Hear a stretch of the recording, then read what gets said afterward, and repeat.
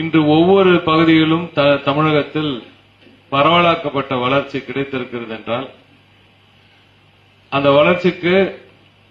அந்த பகுதியில் அவர் போய் அவரது கால் தடத்தை பதித்ததுதான்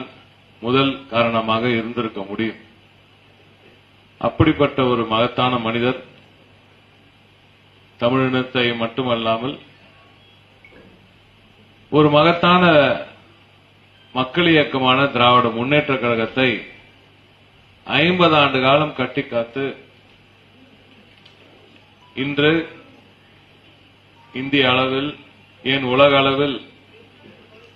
எந்த ஒரு இயக்கமும் தந்திராத ஒரு மகத்தான கண்டிராத ஒரு மகத்தான வளர்ச்சியை கண்டு மாபெரும் மக்கள் இயக்கமாக இன்று திராவிட முன்னேற்ற கழகம் செழித்தோங்கி நிற்பதற்கான காரணம் நான், எனது ஆர்வலர் தோழர், எனது அழகு சகோதரர் மாப்பிள்ளை அவர்கள், என்னை போன்ற பலர், இங்கே இருக்கும் அனைவரும், ஒட்டுமொத்த தமிழகத்திற்கும் அனைத்து மக்களும் இன்று செழித்தோங்கி ஒரு தலை நிமிர்ந்து இருக்கிறோம் என்றால் அதற்கு மூல முதல் காரணமாக இருக்கும் முத்தமிழறிஞர்